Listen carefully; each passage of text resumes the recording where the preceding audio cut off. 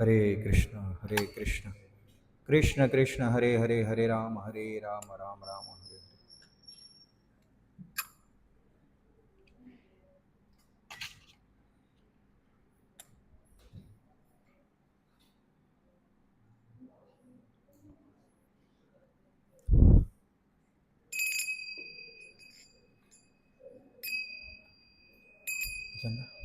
मृदंग जय जय नित्यानंद जय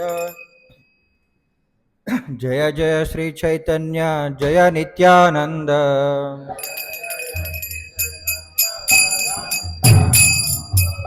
श्री अद्वैत चंद्र जय गौर भक्त वृंद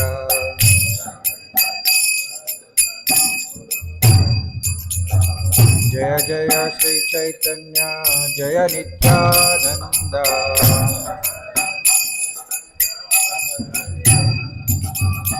जय अद्वैत चंद्र जय गौर भक्त वृंदा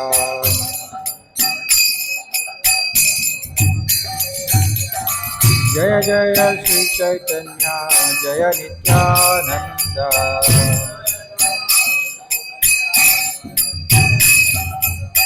जय अद्वैत चंद्र जय गौर भक्त वृंदा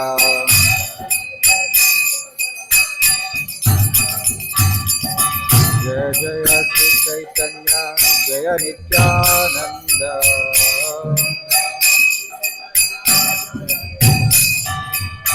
जय अद्वैत चंद्र जय गौर भक्त वृंदा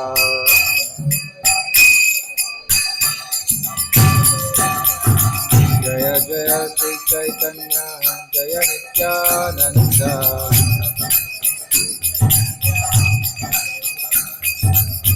जय अद्वैत चंद्र जय गौर भक्त वृंदा जय जय श्री चैतन्य जय नित्यानंद जय अद्वैत चंद्र जय गौर भक्त वृंदा जय जय श्री चैतन्य जय नित्यानंद जय अद्वैत चंद्र जय गौर भक्त वृंदा जय जय श्री चैतन्य जय नित्यानंद जय अद्वैत चंद्र जय गौर भक्त वृंदा हरे कृष्णा कृष्ण कृष्ण हरे हरे हरे राम राम राम हरे हरे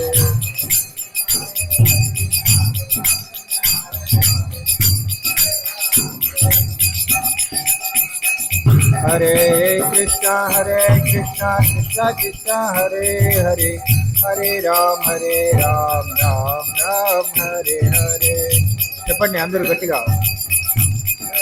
हरे हरे हरे राम हरे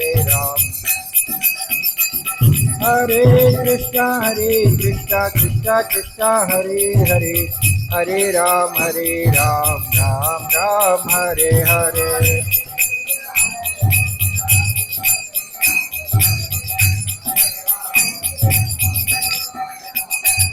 हरे कृष्णा कृष्ण कृष्ण हरे हरे हरे राम राम राम हरे हरे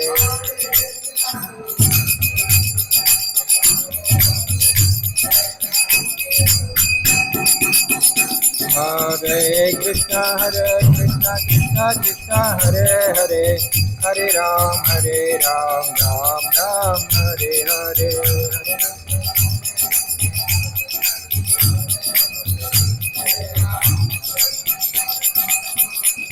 हरे कृष्णा कृष्ण कृष्ण हरे हरे हरे राम राम राम हरे हरे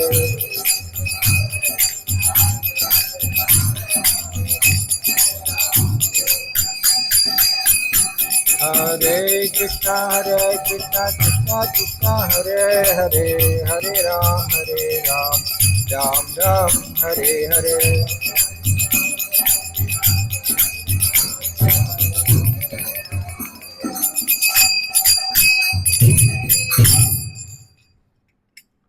श्री श्री नित्यानंद महाप्रभु की जय, श्री चैतन्य महाप्रभु की जय.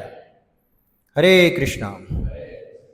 సో గట్టిగా చెప్పండి ఒకసారి. హరే కృష్ణ హరే కృష్ణ కృష్ణ కృష్ణ హరే హరే, హరే రామ హరే రామ, రామ రామ హరే హరే. సో ఇంకొకసారి హరే కృష్ణ హరే కృష్ణ కృష్ణ కృష్ణ హరే హరే, హరే రామ హరే రామ, రామ రామ హరే హరే. సో ఇది కలియుగ మహామంత్రం కదా, మనకందరికీ తెలుసు. ఎన్నో రోజులుగా మనందరం ఈ మంత్రాన్ని జపిస్తున్నాం. చైతన్య మహాప్రభు తెలుసా? ఎవరికి తెలుసు కదా అందరికీ. కొందరు కొత్తవారు, ముఖ్యంగా ఈ ఇస్కాన్ మందిరాలకు వచ్చేవాళ్ళు చాలామంది మందిరంలో రాధాకృష్ణులు కానీ కృష్ణ బలరాములు కానీ ఉంటారని అనుకుంటారు. కానీ ఇలా చూడండి, ఇక్కడ ఎవరున్నారు? తెలుసా? తెలియని వారు ఎవరైనా ఉన్నారా? కొత్తగా వచ్చినవారు? ఫస్ట్ టైం కొత్తగా వచ్చేవారు ఉన్నారు. సో చాలామందికి రాధాకృష్ణులు అంటే తెలుసు, కృష్ణ బలరాములు అంటే తెలుసు. సో మరి చైతన్య మహాప్రభు, నిత్యానంద ప్రభు అంటే మన ముఖ్యంగా ఈ దక్షిణ భారతదేశంలో చాలామందికి తెలీదు. ఉత్తర భారతదేశంలో కూడా కొందరికి తెలుసు, కొందరికి తెలియని వాళ్ళు కూడా ఉన్నారు. కానీ ఈ యొక్క హరే కృష్ణ ఉద్యమం, ఈ అంతర్జాతీయ కృష్ణ చైతన్య సంఘం అనేది ముఖ్యంగా ఈ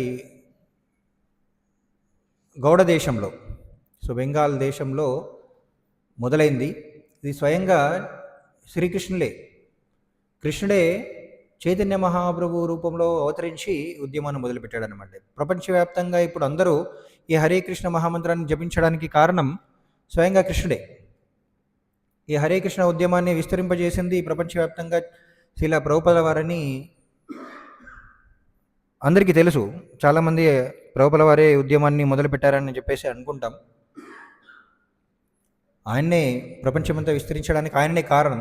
కానీ ఈ ఉద్యమాన్ని మొదలుపెట్టింది మాత్రం స్వయంగా శ్రీకృష్ణుడే. స్వయంగా శ్రీకృష్ణుడే చైతన్య మహాప్రభు రూపంలో అవతరించారన్నమాట. కలకత్తా దగ్గర మాయాపూర్ అనే గ్రామంలో ఆయన అవతరించడం జరిగింది.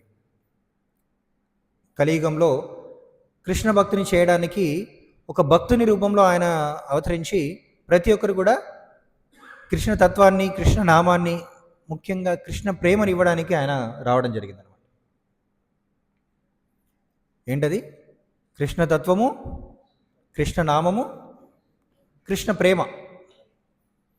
మరి మనకు శాస్త్రాల్లో భగవంతుని గురించి వివరించడం జరిగింది. భగవంతుని గురించి వివరణ అంటే భగవంతుని యొక్క తత్వం, భగవంతుడు ఎవరు, మనం ఎవరం, భగవంతుడికి మనకు సంబంధం ఏంటి అని శాస్త్రంలో వివరించడం జరిగింది. కానీ శాస్త్రంలో అంత స్పష్టంగా లేదు. ఎందుకంటే అన్ని శాస్త్రాలు ఉన్నా సరే ఇప్పటికీ కూడా ఇంకా చర్చలు జరుగుతున్నాయి భగవంతుడు ఎవరు అని. అందరూ అనేది ఏంటంటే భగవంతుడు ఒక్కడే కదా, కానీ ఆయన ఎవరు అనేది ఇప్పటికీ ఇంకా చర్చలు జరుగుతున్నాయి.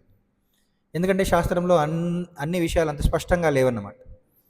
సో కాబట్టి మరి ఆ భగవంతుని తత్వం ఏంటి, ఆ భగవంతుడు ఎవరు, మనం ఎవరం, భగవంతుడికి మనకు సంబంధం ఏంటి, ఆ ప్రేమ సంబంధం ఏంటి అనేది స్పష్టంగా తెలియజేయడానికి స్వయంగా భగవంతుడి ఒక భక్తుని రూపంలో వచ్చాడనమాట.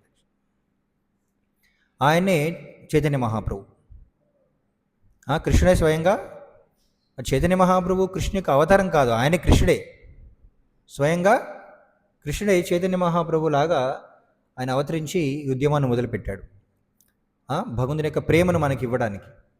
మరి భగవంతుడు వచ్చినప్పుడు తను ఒక్కడే రాడు కదా, అవునా? కృష్ణుడు వచ్చినప్పుడు ఎవరెవరు వచ్చారు? తన పార్షదులు అందరూ వచ్చారు. తన భక్తులందరూ కూడా తన యొక్క లీలలో పాల్గొనడానికి, తన లీలలో సహాయం చేయడానికి భక్తులందరూ కూడా వస్తుంటారు. మరి కృష్ణుడు వచ్చినప్పుడు బలరాముడు వచ్చాడు, పాండవులు వచ్చారు, అనేక మంది భక్తులందరూ కూడా వచ్చాడు కదా. రాముడు వచ్చినప్పుడు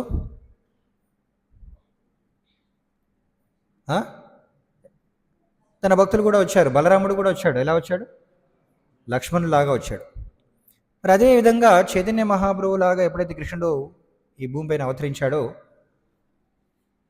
తనతో పాటు బలరాముడు కూడా వచ్చాడనమాట. తనతో పాటు బలరాముడు కూడా వచ్చాడు. ఎలా వచ్చాడు? నిత్యానందులాగా వచ్చాడు.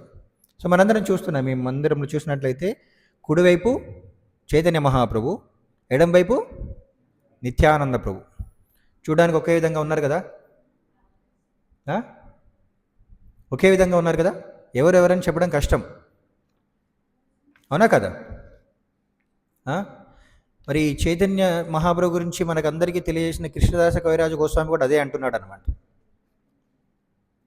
చైతన్య చరితామృతం అంటే చైతన్య మహాప్రభు యొక్క అంటే చైతన్య మహాప్రభు ఈ భూమిపై అవతరించిన తర్వాత తన గురించి తెలియజేయడానికి ఆయన లీలలన్నింటి కూడా చైతన్య చరితామృతము అనే గ్రంథంలో ఆయన రచించారు, కృష్ణదాస కవిరాజ గోస్వామి.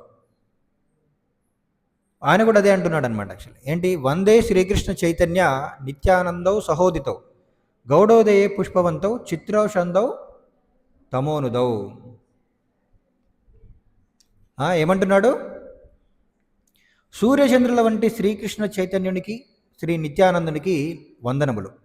అజ్ఞాన అంధకారాన్ని తొలగించడానికి వారు ఏకకాలంలో గౌడ దేశంలో ఆవిర్భవించి ఆ విధంగా అందరినీ అద్భుతంగా అనుగ్రహించారు. చూడండి, వందే శ్రీకృష్ణ చైతన్య. కృష్ణదాస్ కవిరాజు గోస్వామి ముందుగా చైతన్య మహాప్రభుకి ప్రణామాలు అర్పిస్తున్నారు. ఓ శ్రీకృష్ణ చైతన్య మహాప్రభు, నీకు నా ప్రణామములు అని చెప్తున్నాడు. తర్వాత నిత్యానందౌ సహోదితౌ, నిత్యానందౌ సహ ఉదితౌ, తనతో పాటు నిత్యానందునికి కూడా, చైతన్య మహాప్రభుతో పాటు నిత్యానందునికి కూడా ఆయన ప్రణామాలు అర్పిస్తున్నారు. మరి వాళ్ళు ఎలా వచ్చారంట? గౌడోదయే పుష్పవంతౌ చిత్రౌషందౌ తమోనుదౌ అని. చూడండి, గౌడోదయే అంటే గౌడ దేశం అనే తూర్పు దిక్కున పుష్పవంతౌ సూర్యచంద్రులు కలిసి అద్భుతంగా అనుగ్రహించారంట, అద్భుతంగా అవతరించారు. మనం ఉదయాన్నే సూర్యుడు ఉదయించడం చూస్తున్నాం, సాయంత్రం చంద్రుడు ఉదయించడం చూస్తాం. సూర్యుడు చంద్రుడు ఒకేసారి ఉదయించడం ఎప్పుడన్నా చూస్తారా? మరి చైతన్య మహాప్రభు, నిత్యానంద ప్రభు వాళ్ళ యొక్క అవతారాలు ఎలా అంటే ఇద్దరు ఒకేసారి కలిసి వచ్చారంట. అది ఎలాగుందట అంటే సూర్యుడు చంద్రుడు ఒకేసారి ఉదయిస్తే ఎలా ఉంటుందో అలా చైతన్య మహాప్రభు, నిత్యానంద ప్రభు ఇద్దరు కలిసి ఉదయించారంట. సో నిత్యానంద చంద్ర, మరి ఇద్దరు కూడా అంటే సూర్యుని కాంతి, చంద్రుని కాంతి ఒకేసారి మన పైన ప్రసరిస్తే ఎలా ఉంటుందో అలా ఉందన్నమాట చైతన్య మహాప్రభు, నిత్యానంద ప్రభు అవతరించడం. వాళ్ళిద్దరికి కూడా తేడా లేదు, వాళ్ళ యొక్క శక్తుల్లో తేడా లేదు, కానీ వాళ్ళు ఇద్దరు వ్యక్తులు అంతే. అంటే రూపంలో రెండు రూపాలు కానీ ఒకే వ్యక్తి, అలా అన్నమాట చైతన్య మహాప్రభు, నిత్యానంద ప్రభు. చైతన్య మహాప్రభు కృష్ణ ప్రేమను మనకు అందించడానికి వచ్చారు. మరి నిత్యానంద ప్రభు ఏం చేశారు? తను కూడా అదే ఇచ్చారనమాట. నిత్యానంద ప్రభు కూడా కృష్ణ ప్రేమను మనకు అందరికీ అందించడానికి వచ్చారు. చైతన్య మహాప్రభుకి ఒక పేరు చెప్పండి ఏంటి? మహావదన్య అవతారం. భగవంతునికి ఎన్నో అవతారాలు ఉన్నాయి, కానీ చైతన్య మహాప్రభు అవతారం ఏంటంటే మహావదన్యాయ. అంటే అన్ని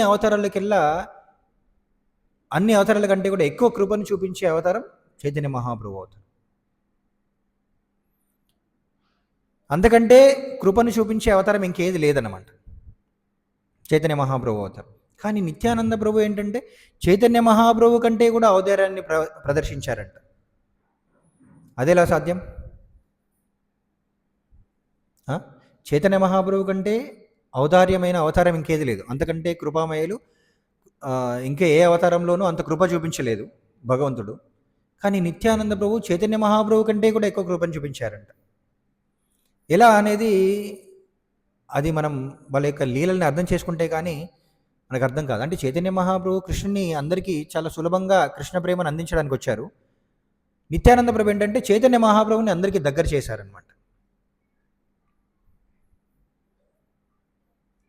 చైతన్య మహాప్రభు ద్వారా కృష్ణుని యొక్క ప్రేమను ఎలా పొందాలనేది నిత్యానంద ప్రభు ద్వారా మనం అర్థం చేసుకోవచ్చు. సో కాబట్టి వాళ్ళిరువురు కూడా కృష్ణ ప్రేమను మనకు అందించడానికి వచ్చారు. మరి వాళ్ళిద్దరు కూడా ఎలా ఉన్నారంట? సూర్యుడు చంద్రుడు ఒకేసారి ఉదయిస్తే ఎలా ఉంటుందో అలా ఉన్నారంట అని కృష్ణదాస్ కవిరాజ గోస్వామి చెప్తున్నారు. మరి వాళ్ళ యొక్క కృప యొక్క చల్లదనాన్ని మన పైన కురిపించడానికి వాళ్ళు వచ్చారు. రోజంతా శ్రమించిన తర్వాత ఈ రోజుల్లో చాలా కష్టం, ఎందుకంటే అందరూ ఏసీలో పనిచేస్తున్నారు.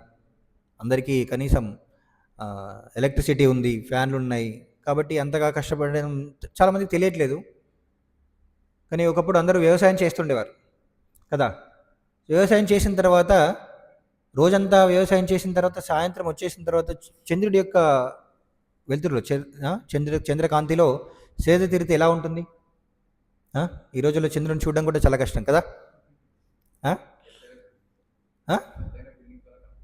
హరే కృష్ణ. ఎటు చూసినా కూడా అన్ని అపార్ట్మెంట్లే కనబడుతున్నాయి, పెద్ద పెద్ద బంగ్లాలే కనబడుతున్నాయి. సో చంద్రుడిని చూడడం కూడా కష్టమే. చూసినా సరే కాలుష్యం, అంతటా కాలుష్యం ఎక్కువైపోయింది. సో నేను మొన్ననే చూసి ఆశ్చర్యపోయాను అన్నమాట. మన భీమవరం పట్టణంలో కాలుష్య పరిస్థితి ఎలా ఉందని చెప్పేసి ఇంటర్నెట్లో చూశాను. అది చెప్తారు కదా, ఎయిర్ క్వాలిటీ ఇండెక్స్. తెలుసా ఎవరికైనా? గాలి ఒక దాని ఏమంటారు, క్వాలిటీ, నాణ్యత ఎలా ఉందనేది అది మనకు చెప్తుంటారు. ప్రభుత్వం అనేది ప్రకటిస్తుంటుంది ఎలా ఉందని చెప్పేసి. భీమవరం పట్టణం ఎలా ఉందని చెప్పేసి చూస్తే హైదరాబాద్ కంటే పెద్ద తేడా ఏం లేదనమాట. హైదరాబాద్ లాంటి మహానగరాలతో పోలిస్తే భీమవరంలో కాలుష్యం ఏం తక్కువ లేదు తెలుసా. చాలామంది ఏమనుకుంటారు, భీమవరం చుట్టూ అంతా కూడా పచ్చని పొలాలు, వాతావరణం అంతా చాలా ఆహ్లాదకరంగా ఉంటుంది. మనం హైదరాబాద్కి వెళ్తే అన్ని వాహనాలు, కాలుష్యం ఎక్కువగా ఉంటుంది అనుకుంటాం. కానీ అక్కడికి ఇక్కడికి పెద్ద తేడా లేదంట. సరే, ఏదేమైనప్పటికీ కూడా సో కాబట్టి ఈ రోజుల్లో ఆ చంద్రుని చూడడం కూడా చాలా కష్టమైపోతుంది. ఆ చంద్రుని యొక్క కాంతిని ఆస్వాదించడం కూడా చాలా కష్టమైపోతుంది. కానీ నిజంగా ఒకప్పుడు ఆ పొలాల్లో పనిచేసి సాయంత్రం వచ్చి సేద తీరే వాళ్ళకు తెలుసు అన్నమాట ఎంత ఆహ్లాదకరంగా ఉంటుందనేది. మరి చైతన్య మహాప్రభు, నిత్యానంద ప్రభు కూడా భగవంతుని యొక్క ప్రేమను మనకు అందించడం ద్వారా ఈ యొక్క భౌతిక ప్రపంచంలోని జీవులు వాళ్ళ యొక్క జీవనాధారం కోసం శ్రమించి అనేక విధాలుగా దుఃఖిస్తున్నారు. మనకి భగవద్గీతలో కృష్ణుడు చెప్పినట్లు ఈ భౌతిక ప్రపంచం అనేది దుఃఖాలయం, అశాశ్వతం, ఎప్పుడు కూడా దుఃఖంలోనే ఉంటున్నారు. మరి అలాంటి వాళ్ళకి ఒక ఉపశమనం కలిగించడానికి వాళ్ళిద్దరూ వచ్చారంట. ఏ విధమైన ఉపశమనాన్ని కలిగిస్తున్నారంటే కృష్ణతత్వాన్ని మనకు అందించడం ద్వారా. అంటే మనం కృష్ణతత్వం అంటే ఆత్మతత్వం. సో మనం ఎవరు, భగవంతుడు ఎవరు అనేది వాళ్ళు శాస్త్రాధారంగా, ముఖ్యంగా భాగవతం ఆధారంగా మనకు అందరికీ తెలియజేసి, భాగవతం భగవద్గీత ఆధారంగా మనకు అందరికీ తెలియజేసి మన మానవ జీవితం యొక్క ముఖ్యమైన లక్ష్యం ఏంటి అని తెలియజేసి ఆ యొక్క సమస్యల నుండి బయటపడేయడానికి వాళ్ళు అవతరించారన్నమాట. మరి ఆ తత్వాన్ని తెలుసుకోవడం అంత సులభం కాదు. మనందరం అంటుంటాం, మన శరీరం కాదు ఆత్మ అని ఎన్నోసార్లు విన్నాం. కానీ మనకి ఎంతమందికి సాక్షాత్కారం ఉంది? అంత సులభం కాదు. ఆత్మతత్వం అర్థం చేసుకోవడం అంత సులభమేం కాదు. ఆత్మతత్వాన్ని తెలుసుకోవడానికి ఎంతోమంది గొప్ప గొప్ప సాధు పురుషులు అన్నింటినీ విడిచిపెట్టేసి వైరాగ్యంతో సన్యాసం తీసుకొని ఎంతో తపస్సు చేస్తూ వెళ్ళిపోయారనమాట. అలాంటి వారికి కూడా ఆత్మతత్వాన్ని సాక్షాత్కారం పొందడం అంత సులభం కాలేదు. అవునా కదా? ఎంతోమంది ఈ యొక్క శాస్త్రాల్లో భగవద్గీత, భాగవతంలో, ఇతర శాస్త్రాల్లో వివరించే తత్వాన్ని అర్థం చేసుకోవడానికి, దాన్ని సాక్షాత్కారం పొందడానికి ఎంతో తపస్సు చేశారు. సో అన్నింటినీ విడిచిపెట్టేసి హిమాలయాలకి, అడవులకి వెళ్ళేసి వైరాగ్యాన్ని స్వీకరించేవారు. అలాంటి వాళ్ళకు కూడా సాధ్యం అవ్వలేదు. కానీ అలాంటి తత్వాన్ని చాలా సులభంగా అందరికీ అర్థం చేయించడానికి చైతన్య మహాప్రభు భగవంతుని యొక్క నామాన్ని అందరికీ పంచిపెట్టారనమాట. భగవంతుని యొక్క నామాన్ని జపించడం ద్వారా, కేవలం భగవంతుని యొక్క నామాన్ని జపించడం ద్వారా, మరి ఒకప్పుడు ఎంతోమంది ఋషులు, ఎంతోమంది సాధు పురుషులు ఈ భగవంతుని యొక్క తత్వాన్ని, ఆత్మతత్వాన్ని ఎలా అర్థం చేసుకున్నారో అదే తత్వాన్ని అర్థం చేసుకునే అవకాశాన్ని చైతన్య మహాప్రభు అందరికీ ఇచ్చారనమాట, ఈ కలియుగ ప్రజలకి, కేవలం హరినామాన్ని జపించడం ద్వారా. ఈ హరే కృష్ణ మహామంత్రాన్ని జపిస్తే సరిపోతుంది. మనం ఈ కలియుగ సంక్లిష్టమైన పరిస్థితుల నుండి బయటపడవచ్చు అనే ఆ బయటపడే మార్గాన్ని ఆయన మనకు అందించారు. మరి ఆ మార్గాన్ని ఆయన స్వయంగా తనే ఆచరిస్తూ, ఎలాగైతే ఒక ఉదాహరణకు చూడండి, ఒక ఉపాధ్యాయుడు బోర్డు పైన రాస్తాడనమాట. పిల్లలందరికీ నేర్పించడానికి ఆలు బోర్డు పైన రాస్తాడు కదా. మరి అది ఉపాధ్యాయుడు రాస్తున్నాడు కదా అని చెప్పేసి తను నేర్చుకుంటానన్నా దాని అర్థం కాదు. పిల్లలకి నేర్పించడానికి తను బోర్డు పైన తను కూడా నెమ్మదిగా దిద్దుతాడనమాట. అంటే ఎలా ఉంటుంది అని చెప్పేసి కదా. అదేవిధంగా చైతన్య మహాప్రభు స్వయంగా కృష్ణుడే, కానీ కృష్ణుడికి భక్తిపూర్వకమైన సేవ ఎలా చేయాలని చెప్పేసి తనే ఆచరించి చూపించడానికి ఒక భక్తుడి రూపంలో అవతరించాడనమాట. భగవంతుని యొక్క భక్తి ఎలా చేయాలనేది స్వయంగా తనే ఆచరించి చూపించడానికి ఆయన వచ్చాడు. కానీ దురదృష్టం ఏంటంటే చైతన్య మహాప్రభువుని కూడా చాలామంది అర్థం చేసుకోలేకపోయారు. చైతన్య మహాప్రభు తన యొక్క బోధనల్ని చాలామంది అర్థం చేసుకోలేకపోయారు. కాబట్టి నిత్యానంద ప్రభువును చైతన్య మహాప్రభు ఆదేశించాడనమాట. సో మీరు ప్రతి ఇంటికి వెళ్ళండి, ఆయన బెంగాల్లో ఉన్నప్పుడు మీరు ప్రతి ఇంటికి వెళ్ళండి, ప్రతి ఇంటికి వెళ్ళి ప్రతి ఒక్కరిని ఈ హరినామాన్ని జపించేలా చేయండి అని చెప్పేసి నిత్యానంద ప్రభువుకి చెప్పారు. ఆ విధంగా నిత్యానంద ప్రభు మరియు హరిదాస్ ఠాకూర్లు వాళ్ళిద్దరూ కలిసి ప్రతి ఇంటికి వెళ్ళి ప్రతి ఒక్కరిని కూడా అర్థించేవాళ్ళనమాట. మీరు దయచేసి కృష్ణ యొక్క నామాన్ని జపించండి, ఒక్కసారి కృష్ణ అని చెప్పండి, హరే కృష్ణ అని చెప్పండి అని ప్రతి ఒక్కరిని అర్థించేవారనమాట. ప్రతి గడపకి వెళ్ళి ఏ విధంగా అయితే మనం ఈ రోజుల్లో చూస్తున్నాం, ఈ యొక్క అంతర్జాతీయ కృష్ణ చైతన్య సంఘంలో చాలామంది భక్తులు, ప్రభుపాద వారి శిష్యులు ఎంతోమంది ప్రతి గ్రామానికి, ప్రతి నగరానికి వెళ్ళేసి ప్రతి చోట కూడా ఈ హరినామ సంకీర్తన చేసినట్లుగానే అప్పుడు మొట్టమొదటిగా నిత్యానంద ప్రభు మరియు హరిదాస్ ఠాకూర్లు ప్రతి ఇంటికి వెళ్ళి ప్రతి ఒక్కరిని కూడా ఈ హరినామాన్ని జపించమని అర్థించేవారంట. మరి ఎలాగైతే ఈ రోజుల్లో భక్తులు హరినామాన్ని జపించినప్పుడు ఎలాంటి పరిస్థితులను అయితే ఎదుర్కొంటున్నారో, ఆ రోజుల్లో కూడా నిత్యానంద ప్రభు మరి హరిదాస్ ఠాకూర్లు అలాంటి పరిస్థితులను ఎదుర్కొన్నారు. వాళ్ళు కూడా ప్రతి ఇంటికి వెళ్ళినప్పుడు కొందరు వాళ్ళని ఆహ్వానించేవారు, వాళ్ళని ఆదరించేవారు. రండి, సాధువులు వచ్చారు మా ఇంటికి, జ్ఞానాన్ని ఆధ్యాత్మిక జ్ఞానాన్ని తెలియజేయడానికి మా ఇంటికి వచ్చారని చెప్పేసి కొందరు ఆనందంతో వాళ్ళని ఆహ్వానించేవారు. కానీ కొందరు ఎవరైతే ఈ భౌతిక విషయాల్లో మునిగిపోయారో, భౌతిక భోగవంచలో మునిగిపోయారో వాళ్ళని దూషించేవారు అన్నమాట. వాళ్ళ దగ్గరికి రాగానే వెంటనే తలుపులు మూసివేయడం, లేకపోతే వాళ్ళపైన దుర్భాషలాడడం, ఈ విధంగా చేసేవారు. అయినా సరే ఏదో ఒక విధంగా వాళ్ళ చేత ఒకసారి కృష్ణ అని అనిపించాలని చెప్పేసి నిత్యానంద ప్రభు, హరిదాస్ ఠాకూర్ల వారు ప్రయత్నించేవారనమాట. ఒక్కసారి అయినా సరే హరే కృష్ణ అనండి. ఎందుకంటే వాళ్ళు తెలిసినా తెలియకపోయినా కృష్ణనామాన్ని ఉచ్చరించడం ద్వారా వాళ్ళు ఎన్నో జన్మలుగా చేసిన పాపాలన్నీ కూడా తొలగిపోతాయని చెప్పేసి మనకు శాస్త్రం తెలియజేస్తుంది. సో కాబట్టి వాళ్ళని ఏదో అంటే తెలియకుండానైనా సరే, అంటే వాళ్ళు కావాలని కావచ్చు, లేకపోతే నిత్యానంద ప్రభువుని, హరిదాస్ ఠాకూర్ వారిని దూషించడానికి కావచ్చు. ఏంటి ఊరికే మమ్మల్ని డిస్టర్బ్ చేస్తున్నారు, ఈ హరే కృష్ణ హరే కృష్ణ ఏంటి, ఇక్కడి నుంచి వెళ్ళిపోండి, కృష్ణుడు తప్ప మీకు ఇంక తెలీదా అని చెప్పేసి కొందరు దూషిస్తూ ఉండేవాళ్ళు. అయినా సరే అలా అనడం ద్వారానైనా సరే వాళ్ళు ఒక్కసారి అయినా సరే కృష్ణనామాన్ని జపిస్తారు అని వీళ్ళు ప్రతి ఇంటికి వెళ్ళి ప్రచారం చేసేవారు అనమాట. సో ఆ విధంగా నిత్యానంద ప్రభు చైతన్య మహాప్రభువుల యొక్క కృపను అందరికీ పంచడానికి ప్రయత్నించేవారు. మరి నిత్యానంద ప్రభు మనకి ఇంతకుముందు చెప్పినట్లు ఏంటంటే స్వయంగా బలరాముడే. వ్రజేంద్ర నందన జై సచిసూత హోలే సై, బలరామ హోలే నితాయ్. మరి కృష్ణుడు వ్రజేంద్ర నందనుడు అని పిలువబడతాడు. వ్రజ ఇంద్ర నందన, వ్రజభూమి అంటే బృందావనం కదా. బృందావన ఇంద్రుడు ఎవరు? ఇంద్రుడు అంటే రాజు. బృందావనానికి రాజు ఎవరు? నందమహారాజు. బృందావనానికి రాజు నందమహారాజు. వ్రజేంద్ర నందన, ఆ నందమహారాజు యొక్క నందనుడు ఎవరు? కృష్ణుడు.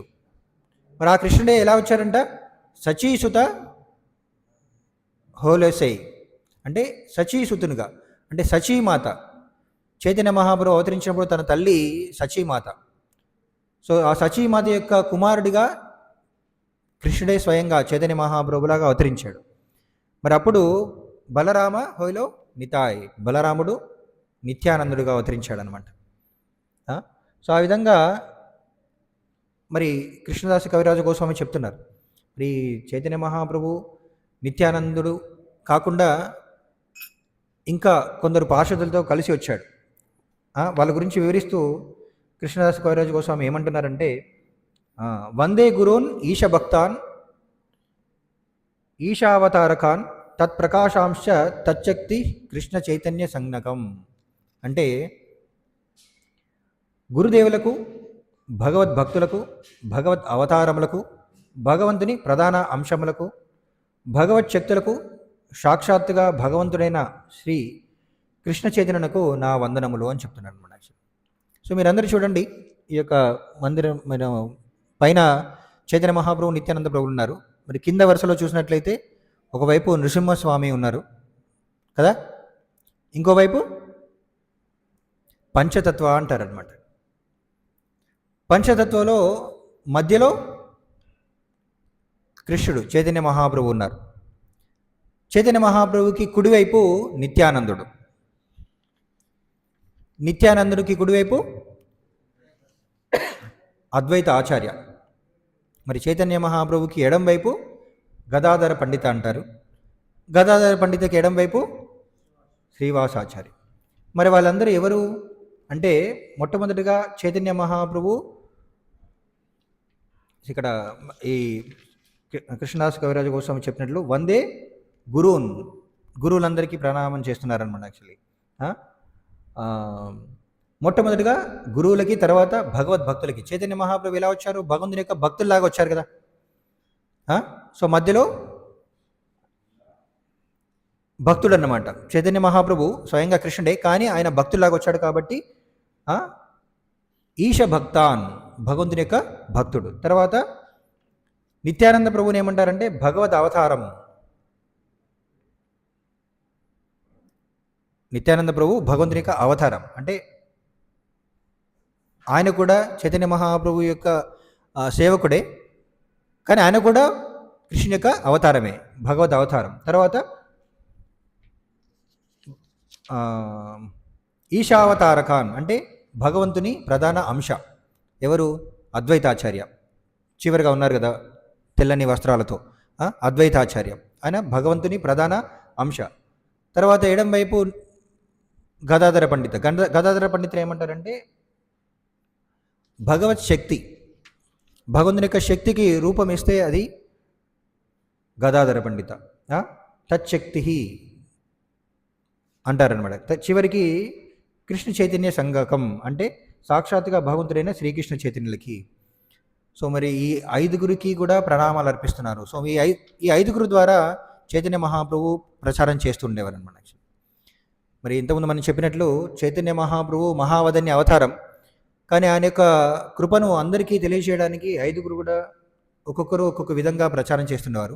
సో ముఖ్యంగా నిత్యానంద ప్రభు, ఈ యొక్క కృష్ణ ప్రేమను అందరికీ పంచడానికి ఎలాగైతే ఈ ఒక పెద్ద డ్యామ్ ఉందనుకోండి, వాటర్ రిజర్వాయర్, పెద్ద డ్యామ్ గేట్లు ఎత్తితే ఎలా ఉంటుంది, ఒకేసారి నీళ్లు బయటకు వస్తాయి కదా, ఆ విధంగా కృష్ణ ప్రేమను అందరికీ చాలా సులభంగా పంచడానికి నిత్యానంద ప్రభు సులభంగా అందరికీ ఇచ్చాడంట కృష్ణ ప్రేమని.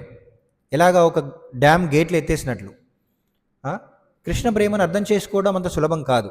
శాస్త్రాల్లో కృష్ణుని గురించి, కృష్ణుని యొక్క ప్రేమను గురించి వివరించబడింది, కానీ అందరూ అర్థం చేసుకోలేకపోయారు. కానీ మరి ఈ కలియుగంలో అర్థం చేసుకోవడం ఇంకా కష్టం. అలాంటి వాళ్ళకు కూడా కృష్ణ ప్రేమను అందించడానికి ఆయన ఏం చేశారంటే ఒక హరినామ అంగడిని ఓపెన్ చేశారనమాట. అప్పుడప్పుడు మనం చూస్తుంటాం పెద్ద పెద్ద బ్రాండెడ్ వస్తువులు రోడ్డు పైన పెట్టేసి చాలా చవకగా అమ్మేస్తే ఎలా ఉంటుంది, క్లియరెన్స్ సేల్ అంటారు కదా. ఆ విధంగా కృష్ణ ప్రేమను అందరికీ, ఎవరికి అర్హత ఉంది, ఎవరికి అర్హత లేదు, ఎవరు గొప్పవారు కాదు, ఎవరు అదములు అని చూడకుండా ప్రతి ఒక్కరికి కూడా కృష్ణుని గురించి, కృష్ణ ప్రేమను గురించి తెలియజేశారంట నిత్యానంద ప్రభు. అర్హత లేని వాళ్ళకు కూడా, అపరాధం చేసిన వాళ్ళకు కూడా, అంటే ఎన్నో పాపాలు చేసిన వాళ్ళకు కూడా కృష్ణుని గురించి అర్థం చేసుకోవడానికి అవకాశాన్ని ఇచ్చారంట. ప్రతి ఒక్కరికి కూడా కృష్ణనామాన్ని ఇచ్చారు, వాళ్ళ యొక్క పాపాలని తొలగించే విధంగా చేశారన్నమాట. అలా మనం ఈ యొక్క చైతన్య చరితామృతం అనే గ్రంథంలో మనం చూసినట్లయితే నిత్యానంద ప్రభు చాలామంది భక్తులకి కృష్ణ ప్రేమను అందించారు. అంటే చైతన్య మహాప్రభు ఎంతోమందికి కృష్ణ ప్రేమను ఇచ్చారు. కానీ కొన్నిసార్లు ఆ యొక్క భక్తులు నియమాలు పాటించకపోయినట్లయితే చైతన్య మహాప్రభు వాళ్ళపైన కృపను చూపించేవారు కాదనమాట. చైతన్య మహాప్రభు ఎప్పుడు కూడా నియమాలను పాటించినప్పుడు మీకు కృష్ణ ప్రేమ లభిస్తుందని చెప్పేవారు. కానీ నిత్యానంద ప్రభు ఏంటంటే అలా చైతన్య మహాప్రభు ద్వారా తిరస్కరించబడిన వాళ్ళకు కూడా నిత్యానంద ప్రభు తన కృపనిచ్చారు. ఉదాహరణకు మనం చూసినట్లయితే జగాయ్ మదాయిల గురించి చాలా గొప్పగా చెప్పుకోవచ్చు. అంటే నిత్యానంద ప్రభు జగాయి మదాయిల్ని ఉద్ధరించిన విధానం గురించి చాలా గొప్పగా చెప్పుకోవచ్చు అనమాట. ఎన్నో ఉదాహరణలు ఉన్నాయి, కానీ ముఖ్యంగా జగాయి మదాయిల్ని ఉద్ధరించే లీల అనేది చాలా తన యొక్క ఔదార్యాన్ని ప్రదర్శిస్తుంది అనమాట. నిత్యానంద ప్రభు చైతన్య మహాప్రభు యొక్క ఔదార్యాన్ని ప్రదర్శిస్తుంది. మరి జగాయి మదాయిలు ఎవరు అంటే, మనకు బెంగాల్ దేశంలో బ్రాహ్మణ కుటుంబంలో పుట్టినప్పటికీ కూడా ఇద్దరు కూడా ఎప్పుడు అన్ని రకాల పాపాలు చేస్తుండేవారు. మద్యపానం, జూదం, వ్యభిచారం, అన్ని రకాల పాపాలు చేస్తుండేవారు అనమాట. మాంసాహారం. చూడండి, అసలు బ్రాహ్మణ కుటుంబంలో పుట్టడమే చాలా అదృష్టం. కానీ అలాంటి కుటుంబంలో, అలాంటి పరిస్థితుల్లో జన్మించినప్పటికీ కూడా ఇలాంటి చెడు అలవాటు చేసుకోవడం అంటే అది చాలా దురదృష్టకరం అన్నమాట. సో అంతేకాకుండా వీళ్ళిద్దరు ఏంటంటే వాళ్ళు అన్ని పాపాలు చేయడమే కాకుండా ఇతరులను కూడా డిస్టర్బ్ చేస్తుండేవారు అనమాట. ఎవరైనా సరే మంచి పనులు చేస్తుంటే వాళ్ళను కూడా చేయనిచ్చేవారు కాదు. ఇతరులకు కూడా ఆటంకం కలిగించేవారు, ఇతరులు చేసే ధర్మ కార్యాలకు కూడా ఆటంకాన్ని కలిగించేవారు అనమాట. సో కాబట్టి ఆ యొక్క గ్రామంలో ఉన్న వాళ్ళందరూ కూడా వీళ్ళిద్దరు కూడా సహోదరులు, వీళ్ళిద్దరు సోదరులు జగాయ్, మదాయ్. వాళ్ళిద్దరు వస్తుంటే మిగతా వాళ్ళందరూ కూడా దూరంగా పారిపోతుండేవారు అనమాట. వాళ్ళున్న చోటికి ఎవరు వెళ్ళేవాళ్ళు కాదు, అటువైపు వెళ్ళడానికే భయపడేవారు. ఎందుకంటే వాళ్ళు ఎప్పుడు కూడా మద్యపానాన్ని సేవిస్తూ అలా రోడ్డు పైన వెళ్ళే వాళ్ళపైన కూడా ఆ మద్యాన్ని పడేసేవారు అనమాట. సో ఆ విధంగా వాళ్ళు ఎప్పుడు కూడా ఇతరులకి కూడా ఆటంకాన్ని కలిగిస్తుండేవారు, ఇతరులు ఏదైనా ధర్మకార్యం చేద్దామనుకున్నా కూడా. సో అలాంటి పాపిష్టులు అన్నమాట. మరి అలాంటి వాళ్ళు ఒకసారి నిత్యానంద ప్రభు ద్వారా ఉద్ధరింపబడ్డారు. ఎలా అంటే నిత్యానంద ప్రభు ఆ విధంగా ప్రతి ఇంటికి వెళ్తూ అందరి చేత హరినామాన్ని జపించామని చెబుతున్నప్పుడు కొందరు చెప్పారు, మీరు ఈ వీధి గుండా వెళ్ళకండి, అక్కడ జగాయ్ మదాయ్ అనే ఇద్దరు సోదరులు ఉన్నారు. సో వాళ్ళు ఇలాంటి ప్రచార కార్యక్రమాలు చేసే వాళ్ళపైన ఎప్పుడు కూడా ఏదో ఒక అఘాయిత్యానికి పాల్పడుతుంటారు. కాబట్టి మీరు అటు వెళ్ళడం శ్రేయస్కరం కాదు అని చెప్పారనమాట. కానీ నిత్యానంద ప్రభు ఏమనుకున్నారట అంటే, ఓ మరి చైతన్య మహాప్రభు ఇలాంటి వాళ్ళను, ఈ జగాయి మదాయి లాంటి వాళ్ళను ఉద్ధరిస్తే అందరికీ కూడా చైతన్య మహాప్రభు పైన విశ్వాసం పెరుగుతుంది, ఈ హరినామం పైన విశ్వాసం పెరుగుతుంది అని నిత్యానంద ప్రభు ఏమనుకున్నారట అంటే, వీళ్ళని ఉద్ధరిద్దాం. జగాయి మదాయి లాంటి వాళ్ళు కూడా ఉద్ధరింపబడితే ఇంక ఎవరైనా సరే ఉద్ధరింపబడవచ్చు, అందరికీ అవకాశం ఉంటుంది. ఎంతటి పాపం చేసిన వాళ్ళకు కూడా హరినామాన్ని ఉచ్చరించడం ద్వారా మోక్షం పొందొచ్చనే విశ్వాసం కలుగుతుందని చెప్పేసి నిత్యానంద ప్రభు ఏం చేశారట అంటే, ఈ జగాయి మదాయి దగ్గరికి వెళ్ళారంట. అందరినీ అడిగినట్లుగానే జగాయి మదాయిని కూడా మీరు హరినామాన్ని జపించండి, హరే కృష్ణ కృష్ణ కృష్ణ హరే హరే, హరే రామ రామ రామ హరే హరే అని జపించండి అని చెప్పేసి వాళ్ళని అడిగారు. మరి అందరిలా ప్రతిసారిలాగానే ఈ జగాయి మదాయి ఏం చేశారట అంటే, మీరెవరు, మేము ఇక్కడ మా ఇంద్రియ భోగంలో నిమగ్నం అయితే మేము మద్యపానం సేవిస్తూ ఇక్కడ ఆనందంగా ఉంటే ఎందుకు మమ్మల్ని డిస్టర్బ్ చేస్తున్నారని చెప్పేసి వాళ్ళు నిత్యానంద ప్రభువును దూషించడం మొదలుపెట్టారు. కానీ నిత్యానంద ప్రభు మళ్ళీ అర్థించారన్నమాట, ఓ మీరు ఆనందిస్తున్నారు అనుకుంటున్నారు, ఈ మద్యపానం ద్వారా ఈ ఇంద్రియ భోగం ద్వారా ఆనందంగా ఉన్నామని అనుకుంటున్నారు, కానీ ఇది నిజమైన ఆనందం కాదు. మీరు మాయలో ఉండి ఈ యొక్క మద్య మత్తులో, ఈ మాయ మత్తులో ఆనందాన్ని పొందుతున్నామని అనుకుంటున్నారు. ఎలాగైతే మనం చూస్తున్నాం ఈ కలియుగంలో ప్రతి ఒక్కరు కూడా మాయా ప్రభావం చేత ఈ మాయ ద్వారా పొందే ఆనందమే నిజమైన ఆనందం అనుకుంటున్నారు. కానీ అది నిజమైన ఆనందం కాదు, అది తాత్కాలికమైన ఆనందం, అది చివరికి దుఃఖానికి దారితీస్తుంది. కానీ దురదృష్టం ఏంటంటే ఎవరు దాన్ని అర్థం చేసుకోలేరు. కాబట్టి నిత్యానంద ప్రభు అది చెప్పడానికి ప్రయత్నించారు, ఇది నిజమైన ఆనందం కాదు, మీరు ఇరువురు సోదరులు ఆనందిస్తున్నామని అనుకుంటున్నారు, కానీ మీరు దుఃఖ సాగరంలో ఉన్నారు, అది మీకు అర్థం కావట్లేదు అంతే అని చెప్పడానికి ప్రయత్నించారు. కానీ ఆ ఇద్దరు కూడా నిత్యానంద ప్రభువుని దూషించడం మొదలుపెట్టారనమాట. దూషించడమే కాకుండా వాళ్ళు నిత్యానంద ప్రభువుని దండించడానికి ప్రయత్నించారు. అప్పుడు నిత్యానంద ప్రభు తన పక్కకి హరిదాస్ ఠాకూర్ కూడా ఉండేవారు, వాళ్ళిద్దరు కూడా దూరంగా పారిపోయారనమాట. సో పారిపోయిన తర్వాత మళ్ళీ నిత్యానంద ప్రభు అనుకున్నారు, ఎలాగైనా సరే వీళ్ళ చేత హరినామాన్ని ఉచ్చరించేలా చేయాలి అని చెప్పేసి మళ్ళీ తర్వాత రోజు మళ్ళీ వచ్చారనమాట.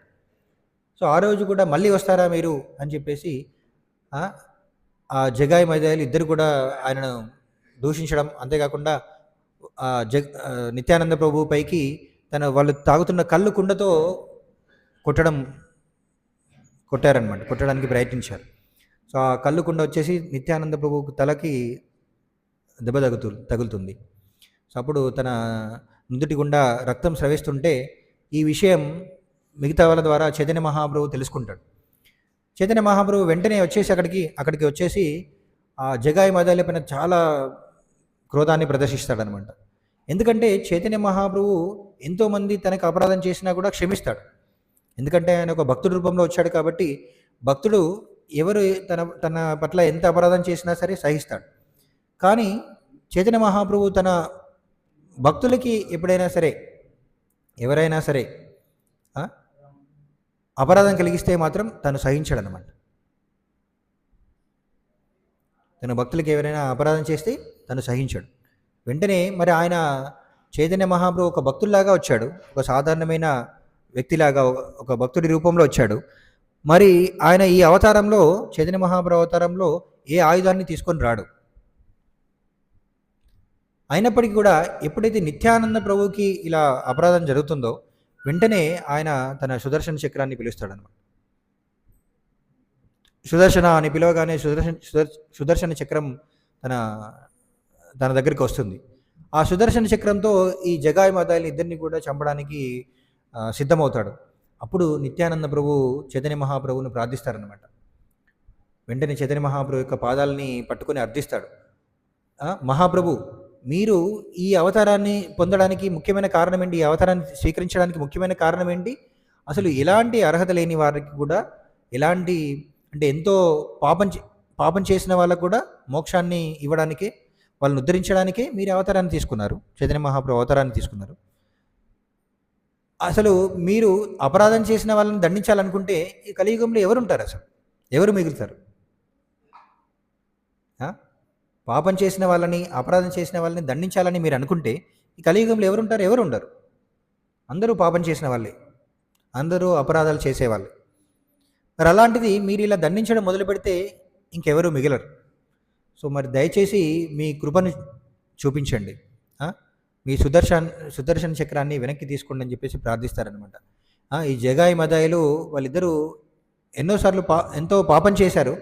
కానీ వీళ్ళను మీరు ఉద్ధరించినట్లయితే మరి మిగతా వాళ్ళందరికీ కూడా వాళ్ళకి విశ్వాసం కలుగుతుంది, మీ పట్ల విశ్వాసం కలుగుతుంది, భగవన్నామం పట్ల విశ్వాసం కలుగుతుంది అని చెప్పేసి నిత్యానంద ప్రభు చైతన్య మహాప్రభుని ప్రార్థిస్తారనమాట. మరి అందులో వాళ్ళు ఈ జగాయి మదాయిలు ఇద్దరు కూడా నిత్యానంద ప్రభు పట్ల అపరాధం చేసినప్పుడు వాళ్ళిద్దరిలో ఒకరు, ఆ జగా ఏం చేస్తాడంటే మదాయిని కొంచెం ఆపుతాడనమాట. ఒరేయ్ పోనీవరా, ఈ సాధువులు వాళ్ళు అలానే చెప్తారు, నువ్వు వాళ్ళని పట్టించుకోకు, వాళ్ళని ఏమనుకొని ఒక మాట అంటాడనమాట. సో కాబట్టి ఆ మాత్రం మంచితనం చాలు. అలా అన్నాడు కదా, కాబట్టి ఆయనను క్షమించండి. మరి ఆయన సోదరుడు కాబట్టి మదాయిని కూడా మీరు క్షమించండి. చూడండి వాళ్ళ సాధువులు అంటే వాళ్ళకి ఎంత కృప ఉంది. సాధువులను ఏమనొద్దు అని వాళ్ళు అనుకుంటున్నారు కదా, ఆ మాత్రం చాలు, వాళ్ళు అనుకున్నారు చాలు అని చెప్పేసి వాళ్ళ పట్ల మీ కృపను చూపించండి అని చెప్పేసి ఆ నిత్యానంద ప్రభు చైతన్య మహాప్రభువును ప్రార్థిస్తారు. అప్పుడు చైతన్య మహాప్రభు వాళ్ళని విడిచిపెట్టడానికి సిద్ధపడతారు. కానీ ఒక షరతు విధిస్తారనమాట, ఒక నియమం పెడతారు. సరే, నేను వీళ్ళు ఇప్పటివరకు చేసిన అపరాధాలు, ఇప్పటివరకు చేసిన పాపాలన్నింటినీ కూడా క్షమిస్తాను, కానీ ఒక షరతు ఉంది. ఏంటది? మళ్ళీ వాళ్ళు అలాంటి అపరాధాలు, అలాంటి పాపం చేయకుండా ఉన్నట్లయితే వాళ్ళ పాపాలన్నింటినీ కూడా నేను క్షమిస్తాను అని చైతన్య మహాప్రభు చెప్తారనమాట. అప్పుడు నిత్యానంద ప్రభు వాళ్ళని ప్రార్థిస్తారు, మీరు దయచేసి ఈ యొక్క భగవంతు నామాన్ని జపించండి. ఇప్పటివరకు మీరు ఎన్నో పాపాలు చేశారు, కానీ ఇప్పటి నుండి మీరు పాపం చేయకుండా ఉన్నట్లయితే మీ పూర్వం చేసిన, మీ ఎన్నో జన్మలుగా చేసిన పాపాలన్నీ కూడా తొలగిపోతాయి. దయచేసి భగవంతుని చైతన్య మహాప్రభువును ఆశ్రయించండి, హరినామాన్ని జపించండి అని ప్రార్థిస్తారు. సో అప్పుడు వాళ్ళిద్దరు కూడా, జగాయి మదాయిలు ఇద్దరు కూడా మమ్మల్ని క్షమించండి, మేము ఎంతో అపరాధం చేశాం, మేము ఇప్పటి నుండి ఏ పాపము చేయము అని మాటిస్తారన్నమాట. ఇప్పటి నుండి మేము పాపం చేయమని మాటించిన తర్వాత అప్పుడు చైతన్య మహాప్రభు వాళ్ళిద్దరిని కూడా క్షమిస్తారనమాట. అప్పటి నుండి వాళ్ళిద్దరూ, ముందుగానే చెప్పుకున్నాం కదా, వాళ్ళిద్దరు బ్రాహ్మణులు అయినప్పటికీ కూడా, వాళ్ళు ఎన్నో పాపాలు చేసినప్పటికీ కూడా వాళ్ళు అప్పటి నుండి ఇంకా అవన్నీ విడిచిపెట్టేసి మళ్ళీ ఒక భక్తులుగా మారిపోయి వాళ్ళు కూడా భగవంతుని యొక్క నామాన్ని ప్రచారం చేయడం మొదలు పెడతారనమాట. పూర్తిగా మారిపోతారు. సో ఇది నిత్యానంద ప్రభు యొక్క కృప. చైతన్య మహాప్రభు కృప ద్వారానే వాళ్ళు మారారు. కానీ చైతన్య మహాప్రభు కృప వాళ్ళు పొందడానికి కారణం నిత్యానంద ప్రభు అనమాట. సో మరి నిత్యానంద ప్రభుని ఏమంటారంటే గురుతత్వ అంటారు అనమాట. ఏంటి? గురుతత్వ అంటే మనం చూస్తున్నాం, భగవంతుని గురించి మనకు తెలియజేయడానికి ఎందరో గురువులు ఉన్నారు కదా. మరి వాళ్ళందరూ కూడా నిత్యానంద ప్రభు యొక్క ప్రతినిధులు అన్నమాట.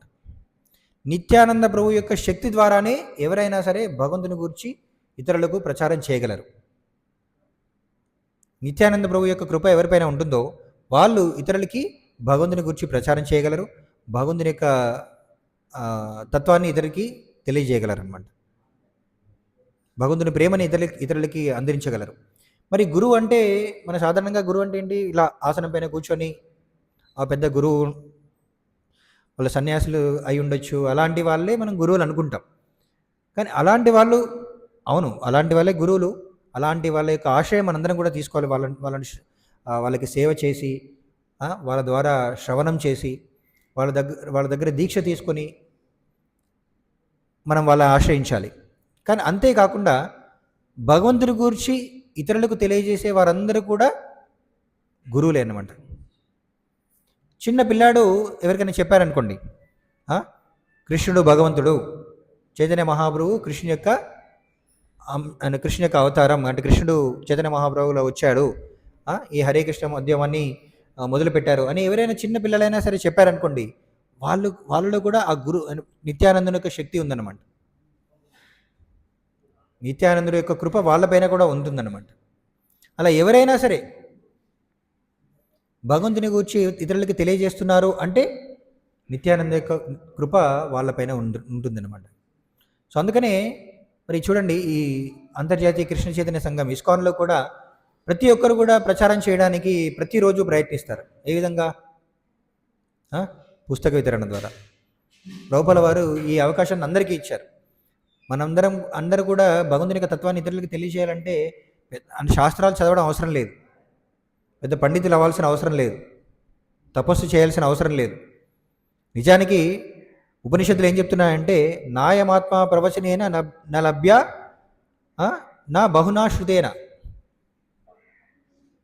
నాయమాత్మ అంటే ఆత్మతత్వం అనేది ప్రవచనేన నా లభ్య, పెద్ద పెద్ద ఉపన్యాసాలు ఇవ్వడం ద్వారా పొందలేమంట. ఈ ఆత్మతత్వం అనేది అర్థం కాదంట. నా బహునా శృతేన అంటే అనేక శాస్త్రాలు చదవడం ద్వారా కూడా ఆత్మతత్వాన్ని అర్థం చేసుకోవడం సాధ్యం కాదంట. అదేంటి మరి శాస్త్రాలు ఎందుకున్నాయి? శాస్త్రాలను ఎందుకు ఇచ్చారు? భగవంతుని గురించి అర్థం చేసుకోవడానికి కదా. కానీ భగవంతుని గురించి, భగవన్ నామాన్ని గురించి కేవలం శాస్త్రాలను చదవడం ద్వారా, పెద్ద పెద్ద ఉపన్యాసాలు ఇవ్వడం ద్వారా అర్థం కాదంట. మరి ఎలా అర్థమవుతుంది? నాయమాత్మ బలహీనేన నలభ్య. బలహీనులకి ఈ ఆత్మతత్వం అర్థం కాదంట. బలహీన అంటే ఏంటి? బలహీనం అంటే చాలా శారీరక బలం తక్కువగా ఉన్నవాళ్ళు కాదు. బలహీన అంటే శారీరక బలం కాదు, అది ఆధ్యాత్మిక బలం. ఆధ్యాత్మిక బలం లేని వాళ్ళకి భగవంతుని గురించి అర్థం చేసుకోవడం సాధ్యం కాదంట, ఆత్మతత్వాన్ని అర్థం చేసుకోవడం సాధ్యం కాదంట. కానీ చాలామంది మూర్ఖులు ఏం చెప్తుంటారంటే ఇక్కడ చెప్పారు ఉపనిషత్తుల్లో బలహీనులకి ఆత్మతత్వం అర్థం కాదంట, కాబట్టి మీరు ఆత్మజ్ఞానాన్ని అర్థం చేసుకోవాలంటే ముందుగా ఏం చేయాలి? జిమ్కి వెళ్ళాలి. నిజంగా చెప్పారు కొందరు.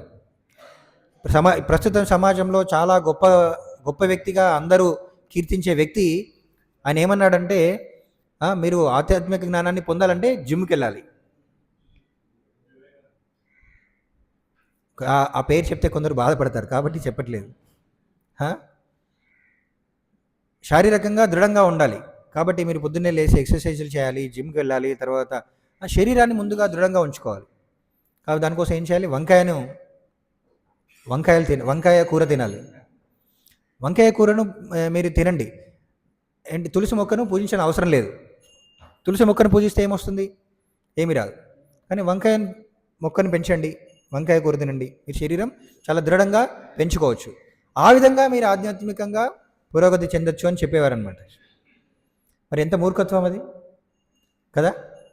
అందుకనే చెప్పారనమాట. యాక్చువల్లీ ఇక్కడ బలహీనత అంటే శారీరకంగా బలహీనులుగా ఉండడానికి కాదనమాట. ఆధ్యాత్మిక బలహీనత అంటే ఆధ్యాత్మిక జ్ఞానం లేకపోవడం, అంటే ఆధ్యాత్మిక సాధన చేయకపోవడం, ఆధ్యాత్మిక సాధన, ఆధ్యాత్మిక లక్షణాలు లేకపోవడం, అది ఆధ్యాత్మిక బలహీనత అన్నమాట. యాక్చువల్లీ ఆధ్యాత్మికంగా బలంగా ఉండడం అంటే ఏంటి? ఆధ్యాత్మిక బలం అంటే ఏంటంటే ఆధ్యాత్మిక బలం మనకు గురువు నుండి లభిస్తుంది. మరి గురువు నిత్యానంద ప్రభు యొక్క ప్రతినిధి కాబట్టి నిత్యానంద ప్రభు ద్వారా మనకి ఆధ్యాత్మిక బలం వస్తుంది. గురువు ద్వారా, నిత్యానంద ప్రభువుల ద్వారా మనకి ఎప్పుడైతే కృప లభిస్తుందో అప్పుడు మన ఆధ్యాత్మికంగా పురోగమించగలం అన్నమాట. ఆ బలం వాళ్ళు ఎలా అందిస్తారంటే వాళ్ళ యొక్క కృప ద్వారా. అంటే మనకి శాస్త్రాలు ఏం చెప్తున్నాయంటే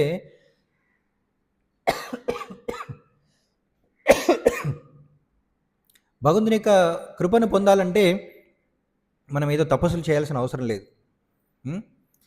సేవోన్ముఖే హి జిహ్వాదౌ స్వయమేవ హి స్మృత్యత. భగవంతునికి సేవ చేయాలి. శాస్త్రాలు పఠించాల్సిన అవసరం లేదు, తపస్సులు చేయాల్సిన అవసరం లేదు. కానీ భగవంతునికి ఏదో ఒక విధంగా సేవ చేయడం మొదలుపెట్టాలి. ఆ సేవ ఎలా చేయాలంట? ఎలా మొదలుపెట్టాలి? జిహ్వతో మొదలు పెట్టాలంట. ఎలా? నాలుగుతో ఏం చేస్తాం? మాట్లాడుతుంటాం. కదా. ఏం మాట్లాడాలి? భగవంతుని యొక్క నామాన్ని ఉచ్చరించాలి. భగవంతుని యొక్క నామాన్ని ఉచ్చరించడం, అదే నాలుకతో ఇంకొక పని ఏం చేస్తాం? రుచి చూడడం. భగవంతునికి అర్పించిన నైవేద్యాన్ని ప్రసాదంగా స్వీకరించాలి. ఆ విధంగా భగవంతుని యొక్క సేవ మొదలు పెట్టడం ఎలాగా అనేది మనకు గురువులు నిత్యానంద ప్రభువులు నేర్పిస్తారన్నమాట.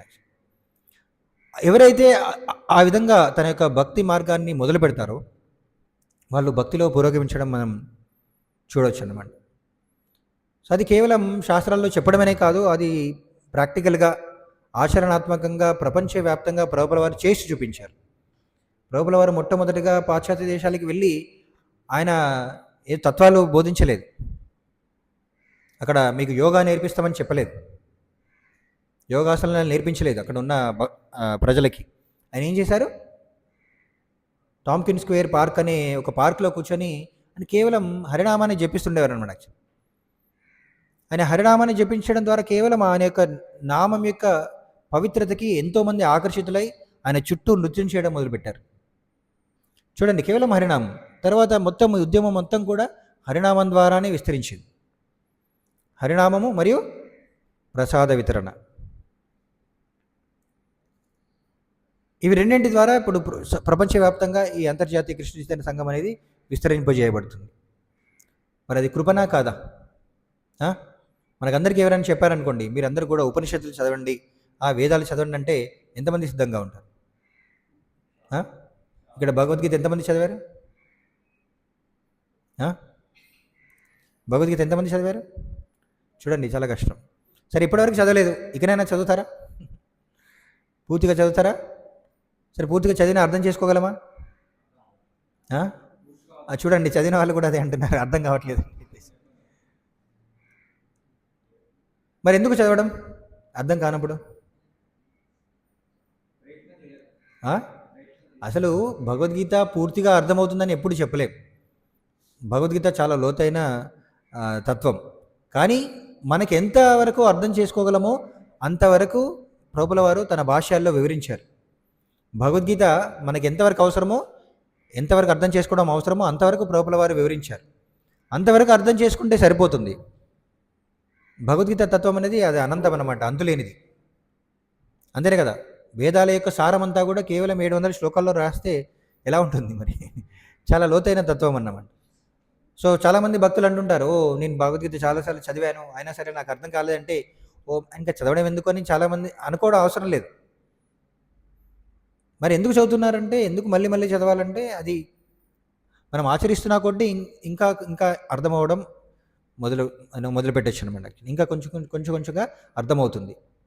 సో కాబట్టి మరి అది కూడా ఎలా సాధ్యమవుతుందంటే, ఎప్పుడైతే ఆచరించినప్పుడు, ఈ హరినామాన్ని జపించినప్పుడు, ప్రసాదాన్ని స్వీకరించినప్పుడు మాత్రమే అది అర్థమవుతుందన్నమాట. సో అందుకనే మనకి నిత్యానంద ప్రభు ఏం చెప్పారంటే, మీరు కఠిన నియమాలు ఏవి పాటించిన అవసరం లేదు, హరినామాన్ని జపించండి, భగవంతుని యొక్క నామాన్ని జపించండి, భగవంతుని యొక్క ప్రసాదాన్ని స్వీకరించండి. అలా భక్తి మొదలవుతుంది, సరిపోతుంది, మీకు భగవంతుని యొక్క కృప మీపైన ఉంటుంది అని చెప్పారనమాట. ఆ విధంగా నిత్యానంద ప్రభు భగవంతుని యొక్క ప్రేమని చాలా విరివిగా అందరికీ పంచిపెట్టారనమాట. అలా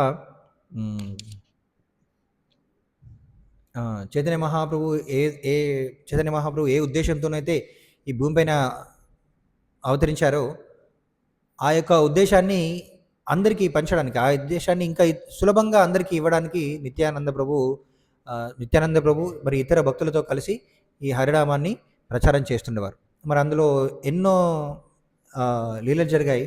మనకి దాన్ని వివరిస్తూ ఈ గౌడీయ వైష్ణవ గీతాలు నరోత్తమ దాస్ ఠాకూర్లు ఒక గీతం రచించారనమాట. దాన్ని ఒకసారి చదువుదాం.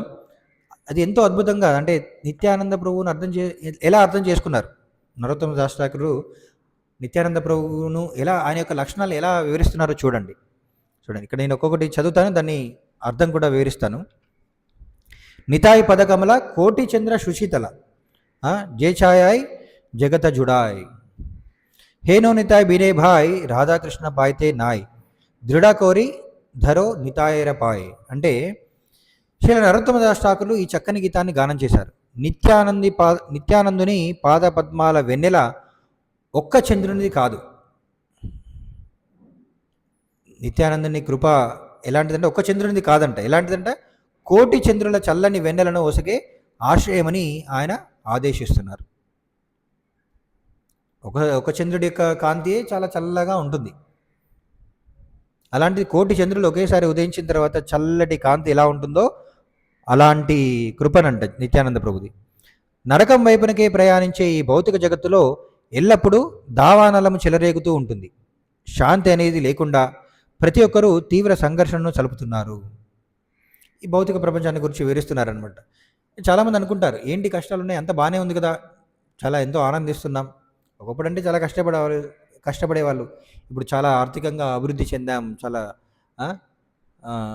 శాస్త్రీయంగా అభివృద్ధి చెందాం, అంటే టెక్నాలజీ అభివృద్ధి చెందాం, ఎన్నో సదుపాయాలు వచ్చాయి అని అనుకుంటారు. మరి ఇన్ని సదుపాయాలు వచ్చినా సరే, ఎంత ఆర్థికంగా అభివృద్ధి చెందినా సరే సమాజంలో సమస్యలు రోజు రోజుకి పెరుగుతున్నాయా లేవా? ఎప్పుడూ లేనన్ని ఆత్మహత్యలు జరుగుతున్నాయి, ఎప్పుడూ లేనన్ని అఘాయిత్యాలు జరుగుతున్నాయి. మరి ఇంత అభివృద్ధి చెందిన ఎందుకు జరుగుతున్నాయంటే సమాజంలో అసలైనది లేదు. మరి ఏంటది? శాంతి లేదు. మరి ఎందుకు లేదు? అందుకే చెప్తున్నారు ఇక్కడ. కనుక ప్రపంచము నిజమైన శాంతిని కోరుకుంటే కోటి చంద్రుల చల్లదనాన్ని కలిగించే నిత్యానందుల పాదపద్మాలను ఆశ్రయించాలి. నిత్యానందాన్ని అర్థం చేసుకోవాలి. జుడాయి అంటే ఉపశమనము అని అర్థం. మానవుడు నిజంగా భౌతిక క్లేశముల నుండి ఉపశమనాన్ని కోరుకుంటే, నిజంగా ధావానలమును ఆర్పివేయదలుచుకుంటే శ్రీ నిత్యానంద ప్రభువును ఆశ్రయించాలని శ్రీల నరోత్తమదాసు ఠాకూర్లు ఆదేశించారు. నిత్యానంద ప్రభువు గూర్చి మరియు గురువును గూర్చి అర్థం చేసుకోవాలి. లేకపోతే అసలు ఈ భౌతిక ప్రపంచంలో శాంతి అనేది అర్థం చేసుకోలేమన్నమాట. శాంతిని పొందలేం. అందుకనే చూడండి, ప్రతి ఒక్కరు కూడా మనం జీవితంలో ఆనందంగా ఉండాలని చెప్పేసి ఎన్నో సంపాదించడానికి ప్రయత్నిస్తుంటారు, పెద్ద పెద్ద చదువులు చదవడానికి ప్రయత్నిస్తారు. అయినా సరే వాళ్ళకు శాంతి అనేది ఉండదు. కానీ ఆధ్యాత్మిక గురువులు చూడండి, వాళ్ళు జీవితం యొక్క నిజమైన లక్ష్యం ఏంటో మనకు అర్థం చేయిస్తారు. జీవితం యొక్క ఉద్దేశం ఏంటో మనకు శాస్త్రాల ద్వారా వివరిస్తారు. అప్పుడు మాత్రమే వ్యక్తి చాలా ఉపశమనాన్ని పొందుతాడనమాట. అవునా కదా? మీరు ఈ మధ్యలో వార్తలు కూడా చూసుంటారు. పెద్ద పెద్ద కలెక్టర్లు కూడా అన్నీ విడిచిపెట్టేసి ఆశ్రమాల్లో చేరుతున్నారు. మరి ఎందుకు? వాళ్ళు బాగా చదువుకున్నారు కదా, పెద్ద జ్ఞానవంతులు. వాళ్ళు ఎందుకు అలా అన్నీ విడిచిపెట్టి రావాలి? ఎంతో పెద్ద పెద్ద ధనవంతులు కూడా మొన్నే ఒక పెద్ద కోటీశ్వరరాలు అన్ని ఆస్తినంతా కూడా మందిరానికి దానం చేసేసి ఆశ్రమం అంటే సాధు జీవితాన్ని స్వీకరించిందంట. ఇలా చాలామంది ఉన్నారనమాట. యాక్చువల్లీ ఎందుకు అలా చేస్తున్నారంటే వాళ్ళకి ఆ సంపదలో కానీ ఈ భౌతిక జ్ఞానంలో కానీ నిజమైన ఆనందం లేదు. అందరూ ఏమనుకుంటారు, అలాంటి స్థాయి పొందినప్పుడు ఆనందంగా ఉండమనుకుంటారు. కానీ అలాంటి స్థాయిలో ఉన్నారు ఎవరు కూడా ఆనందంగా లేరు. కానీ భగవంతుని గురించి అర్థం చేసుకొని భక్తుడి యొక్క లక్షణాలు పొందినప్పుడు మాత్రమే నిజమైన శాంతిని పొందొచ్చు అనమాట. మరి అది ఎలా తెలుస్తుంది? గురువు ద్వారా మాత్రమే మనం అది అర్థం చేసుకోగలం. గురు యొక్క కృప ఎలా లభిస్తుంది? నిత్యానంద ప్రభు ద్వారా మనకు లభిస్తుంది. ఎందుకంటే గురువు నిత్యానంద ప్రభు యొక్క ప్రతినిధి కాబట్టి. శ్రీ నిత్యానందుని పాదపద్మాలను ఆశ్రయించడం వలన కలిగే ఫలితం ఏమిటి? ఏమవుతుందట? హేనో నితాయ్ వినే భాయ్, నిత్యానందుల పాదపద్మ ఛాయను ఆశ్రయించినదే రాధాకృష్ణను ఆశ్రయించుట అతి కష్టం. నిత్యానందుని పాదాలని, గురువు పాదాలని ఆశ్రయించకుండా భగవంతుని అర్థం చేసుకోలేం. చాలామంది అనుకుంటారు, నేను భగవద్గీత నేను సొంతగా చదువుకుంటాను, లేకపోతే స్వయంగా నేను రాధాకృష్ణుని పూజిస్తాను, నాకు గురువు ఎందుకు అని అనుకుంటారు. కానీ గురువు కృప లేకుండా, నిత్యానంద ప్రభు యొక్క కృప లేకుండా రాధాకృష్ణుని ఎవ్వరూ అర్థం చేసుకోలేరు, రాధాకృష్ణ ప్రేమను పొందలేరు. రాధాకృష్ణులను దరిచేరి ఆ దేవదేవుని పరమోన్నతమైన ఆనంద నృత్యంలో పాల్గొనడమే కృష్ణ చైతన్య ఉద్యమం యొక్క లక్ష్యము. చూడండి, ఈ అంతర్జాతీయ కృష్ణ చైతన్య ఉద్యమం ముఖ్య లక్ష్యం ఏంటంటే ప్రతి ఒక్కరు కూడా రాధాకృష్ణుల్ని పొందాలి, వాళ్ళ కృపను పొందాలి. అంతేకా వాళ్ళతో కలిసి ఆనందంగా నృత్యం చేయడమే ఈ ఇస్కాన్ యొక్క ఉద్దేశం అన్నమాట. మరి అందరూ సిద్ధంగా ఉన్నారా? మరి అదే నిజమైన ఆనందం అన్నమాట. భగవంతుని పొంది భగవంతునితో నృత్యం చేయడమే అది అంతిమ లక్ష్యం. అందరి యొక్క లక్ష్యమై ఉండాలి. ఎవరైనాను నిజంగా రాధాకృష్ణులతో కలిసి నృత్యం చేయగోరితే అతడు శ్రీ నిత్యానంది పాదపద్మాలను తప్పక ఆశ్రయించాలని శ్రీల నరోత్తమదాస ఠాకూర్లు ఆదేశిస్తున్నారు. మరి ఇంతకుముందు చెప్పుకున్నాం, ఆత్మతత్వాన్ని అర్థం చేసుకోవడమే చాలా కష్టం. మరి భగవంతుని అర్థం చేసుకోవడం ఇంకా కష్టం, భగవంతుని పొందడం ఇంకా ఇంకా కష్టం. కానీ ఇక్కడ ఏమంటున్నారు, భగవంతుని పొంది భగవంతుని యొక్క ప్రేమను పొంది భగవంతునితో కలిసి నృత్యం చేయడం కూడా సాధ్యం. ఆ మార్గాన్ని పొందాలంటే నిత్యానందుల్ని ఆశ్రయించాలి అని చెప్తున్నారు. తర్వాత ఏం చెప్తున్నారు, ఆయన సే సంబంధ నాహి అని చెబుతున్నారు. అంటే నిత్యానందులతో సంబంధం లేనివాడు తన జన్మను వృధా చేసుకున్నట్లే అని అర్థం. నిత్యానంద ప్రభు ఎవరో తెలియకుండా, గురువుని స్వీకరించకుండా ఎవరైతే జీవితంలో ఉంటారో జీవితం వ్యర్థం చేసుకున్నట్లే, జన్మను వృధా చేసుకున్నట్లే.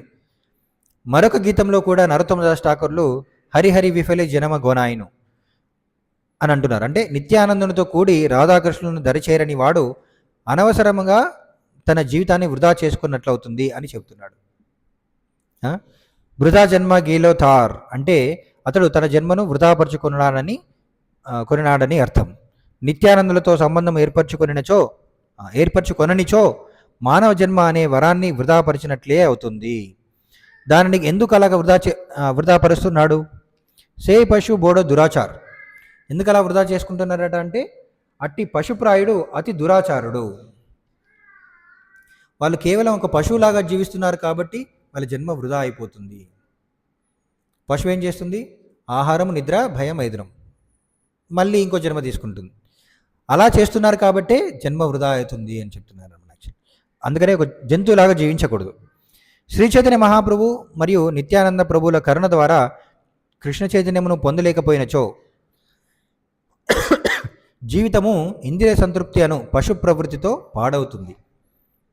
సామాన్య జంతువులను మచ్చిక చేసుకోవచ్చును, కానీ మానవుడు పశు ప్రవృత్తి కలవాడైతే అతడు ఘోరమైన వాడని, అతడిని మచ్చిక చేసుకోలేమని శ్రీ నరోత్తమదాస ఠాకూర్లు చెబుతున్నారు. చూడండి, జంతువులను కూడా మచ్చిక చేసుకోవచ్చు. ఏనుగుడు కూడా, పులిని కూడా లొంగ తీసుకోవచ్చు కదా. పులిని కూడా పెంచుకునే వాళ్ళు ఉంటారు, అవునా కదా. పామును కూడా పెంచుకునే వాళ్ళు ఉన్నారు, అవునా కదా. కానీ ఎప్పుడైతే ఒక వ్యక్తి పశుప్రాయుడు అయ్యాడు అనుకోండి, వాళ్ళని మనం పెంచుకోవచ్చా? అంటే వాళ్ళను మనం దరి చేర్చుకోవచ్చా? వాడు ఎప్పుడు ఏం చేస్తాడో తెలియదు, ఎప్పుడు మోసం చేస్తాడో తెలియదు, ఎప్పుడు మనకి ఆపద కలిగిస్తాడో తెలియదు కదా. మానవుడు పశు ప్రవృత్తి కలవాడైతే అతడు ఘోరమైన వాడని, అతడిని మచ్చిక చేసుకోలేమని శ్రీల నరోత్తమదాస ఠాకూర్లు చెబుతున్నారు. సాధారణంగా పిల్లులను, కుక్కలను, చివరకు పెద్ద పులిని కూడా మచ్చిక చేసుకోవచ్చు. కానీ మానవుడు దారి తప్పి కృష్ణ చైతన్యమును నిర్లక్ష్యపరిచినప్పుడు అతని ఉన్నత బుద్ధి పశు ప్రవృత్తితోనే వృధా అవుతుంది. అట్టి వాణ్ణి మచ్చిక చేసుకోవడం ఎంతో కష్టం. చట్టము దొంగను నమ్మకస్తుడైన వ్యక్తిగా మార్చలేదు. ఎందుకనగా అతని హృదయము అపవిత్రమైనందున వారిని మచ్చిక చేసుకోవడం అసాధ్యము. చూడండి, ఇక్కడ ఏం చెప్తున్నారు, చట్టము దొంగను నమ్మకస్తుడైన వ్యక్తిగా మార్చలేదు. కేవలం చట్టాలు చేయడం ద్వారా, మీరు ఇలాంటి తప్పు చేస్తే మీకు ఇలాంటి శిక్ష ఉంటుంది అని చట్టాలు చేయడం ద్వారా మనుషుల్ని మార్చడం సాధ్యమా? ఎన్నో చట్టాలు, రోజు రోజుకు చట్టాలు చేస్తున్నారు. మీరు ఎలాంటి నేరం చేస్తే వెంటనే శిక్ష పడుతుంది అని చెప్తున్నారు. అయినా సరే ఆ చట్టాల్లో లొసుగులు కనుక్కోవడానికి ప్రయత్నిస్తున్నారు తప్ప వ్యక్తుల యొక్క మనసు మారడం లేదు. అవునా? మనసు మార్చడం కష్టమా? మనసు మార్చడం సులభమా? చాలా చాలా కష్టం, అవునా కదా. వ్యక్తి యొక్క మనసు మారనంత వరకు వీధి వీధికి సీసీ కెమెరాలే కాదు, ప్రతి ఒక్కరి తలపైన సీసీ కెమెరా పెట్టినా కూడా ఉపయోగం లేదు, అవునా కదా. కానీ ప్రభుత్వం ఏం చేస్తుంది? రకరకాల చట్టాలు చేస్తుంది అనమాట. చట్టాలు చేయడం ద్వారా వ్యక్తుల్ని నియంత్రించడానికి ప్రయత్నిస్తుంది. ఎందుకంటే వాళ్ళకి వేరే మార్గం లేదు. కానీ ఎన్ని చట్టాలు పెరుగుతున్నాయో రోజు రోజుకి అన్ని నేరాలు కూడా పెరుగుతున్నాయి. ఎందుకు? వ్యక్తులు మారట్లే కదా, వ్యక్తుల యొక్క మనస్సు మారట్లేదు. వ్యక్తుల యొక్క మనస్సు మారనంత వరకు ఎన్ని చట్టాలు చేసినా కూడా వృధానే. అవునా కదా? మరి ఒకప్పుడు అందరూ కూడా భగవతత్వాన్ని తెలుసుకొని కృష్ణ చైతన్యంలో ఉండేవాళ్ళు కాబట్టి, మనసులో ఎప్పుడు కూడా భగవంతుని ప్రార్థిస్తుండేవారు కాబట్టి వాళ్ళకి ఎక్కువ చట్టాలు అవసరం లేదు. ఎవరు కూడా పాపం చేయడం మంచిది కాదు అని చెప్పేసి పాపాలు చేయకుండా ఉండేవారు, మోసం చేయకుండా ఉండేవారు. ఎందుకంటే మనం మోసం చేసినా, మనం మోసం చేస్తే మళ్ళీ తిరిగి మనమే మోసపోతాం. మనం తప్పు చేస్తే తిరిగి మనం శిక్షణ అనుభవిస్తాం అని చెప్పేసి అవగాహన వాళ్ళకు ఉండేది. అది ఎప్పుడు సాధ్యమవుతుంది? ఎప్పుడైతే మనసు భగవంత్ చైతన్యంతో నిండి ఉంటుందో అప్పుడు సాధ్యమవుతుంది కదా. కాబట్టి అన్ని నేరాలు ఉండేవి కాదు. కానీ రోజు రోజుకి ఏమవుతుంది? చట్టాలు పెరుగుతున్నాయి, నేరాలు కూడా పెరుగుతున్నాయి. అదే అంటున్నారనమాట. యాక్చువల్లీ నేరం చేసిన వాడు ప్రభుత్వం చేత శిక్షింపబడుటను ప్రతి ఒక్కరూ చూస్తాడు. శాస్త్రంలో కూడా నరకములో గల శిక్షలు పేర్కొనబడినాయి. శాస్త్ర శ్రవణము చేసినప్పటికీ, చట్ట వ్యవహారాలను చూసినప్పటికీ దానవ ప్రవృత్తి కలవాడు మారడు. వారేం చేస్తున్నారు? మరి అలాంటి వారు ఏం చేస్తున్నారంట? నితాయన బోలిలో ముఖే. నిత్యానందుడు ఎవరో తెలియనందున జనులు శ్రీచైతన్య మహాప్రభు మరియు నిత్యానందుని నామాలను ఎన్నడూ ఉచ్చరించుటలేదు. మజిలో సంసారే సుఖే. ఆ విధంగా వారు సంసార సుఖంలో మునిగిపోతున్నారు. శ్రీచైతన్య నిత్యానందుని పట్టించుకొనక సంసార సుఖమని పిలువబడు దానిలో పడి శ్రీచైతన్య మహాప్రభు మరియు నిత్యానందుల గురించి పట్టించుకోనందున వారు మరింతగా భౌతిక సంసారంలో మునిగిపోతున్నారు. మానవునికి నిత్యానందంతో సంబంధం లేనప్పుడు మరియు అతడు కృష్ణ చైతన్యమును అంగీకరించకపోయినచో అతని విద్య, కులము, దేశము అని పిలువబడేవేవి అతనిని ఎంత మాత్రము రక్షించలేవు. ఉన్నత కులస్థుడైనను లేదా ఉన్నత దేశమునందు జన్మించినను లేదా అపార విద్యావంతుడైనను మరణ సమయంలో ప్రకృతి నియమాల వలన అతడి కర్మ నశించిపోతుంది. మనం చూస్తున్నాం ఎంతోమంది శాస్త్రజ్ఞులు, ఎంతోమంది ధనికులు, వాళ్ళందరూ కూడా మరణానికి తలవంచవలసిందే. శాశ్వతంగా జీవించగలుగుతున్నారా? లేదు. కర్మానుసారము అతనికి మరొక దేహము లభిస్తుంది. ఈ మానవ పశువులు ఇలా ఎందుకు ప్రవర్తిస్తున్నారు? అహంకారే మత్తహోయ నితాయ్ పద పాసరియ.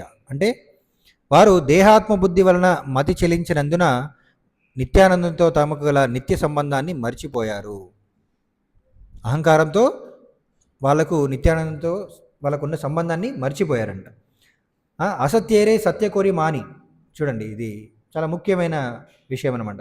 అట్టి వ్యక్తులు అసత్యాన్ని సత్యమని అంగీకరిస్తున్నారు. నిజం కాని దాన్ని నిజమే అనుకొని బ్రతుకుతున్నారనమాట.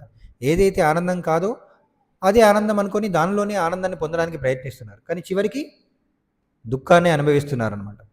అస్తిత్వము లేనిది అసత్యము అనగా మాయ. అస్తిత్వము లేనిదైనను కేవలం తాత్కాలికముగా భ్రమ కొలుపునది మాయ. నిత్యానందంతో సంబంధం లేని వారు మాయాపూరితమైన దేహాన్ని సత్యమని భావిస్తారు. ఇదే దేహం, దీన్ని ఆనందంగా ఉంచితే నేను ఆనందంగా ఉండొచ్చు అని అనుకుంటారనమాట. అలా అనుకోవడమే మాయ. నితాయేర్ కొరనా హబే బ్రజే రాధాకృష్ణ బాబే అని శ్రీ నరోత్తమదాస్ ఠాకూర్ చెప్తున్నారు. నిజంగా నీవు శ్రీ రాధాకృష్ణుల సాంగత్యాన్ని కోరినచో మొదట శ్రీ నిత్యానందుల కరుణను పొందవలను. ఆయన నీ పట్ల కరుణ చూపితే నీవు రాధాకృష్ణులను పొందగలవు. శ్రీ నిత్యానందుల చరణ కమలంను గట్టిగా పట్టుకోమని శ్రీ నరోత్తమదాస్ ఠాకూర్లు ఆదేశిస్తున్నారు. ప్రస్తుతం పట్టుకున్న మాయలాగానే శ్రీ నిత్యానందుని పాదపద్మములు కూడా మాయ కావచ్చునేమోనని ఎవ్వరూ పొరబడరాదు. అందుకే శ్రీ నరోత్తమదాస్ ఠాకూర్లు నితాయేర్ చరణ సత్య, శ్రీ నిత్యానందని పాదపద్మములు మాయ కాదు, అవి యథార్థములు అని ధృవపరిచారు. తాహేర సేవక నిత్యానందుల దివ్య సేవలో నెలకొన్న సేవకులు కూడా నిత్యమైన వారే. కృష్ణ చైతన్యంలో శ్రీ నిత్యానందుల దివ్య సేవలో నెలకొనచో మానవుడు నిత్యం ఆనందమయమైన ఆధ్యాత్మిక స్థితిని వెంటనే పొందవచ్చును. అందుకే నితాయ్ పద సదా కోరో ఆశ, శ్రీ నిత్యానందుల పాదపద్మాలను ఎల్లప్పుడూ పట్టుకొనుము అని ఆయన బోధిస్తున్నారు.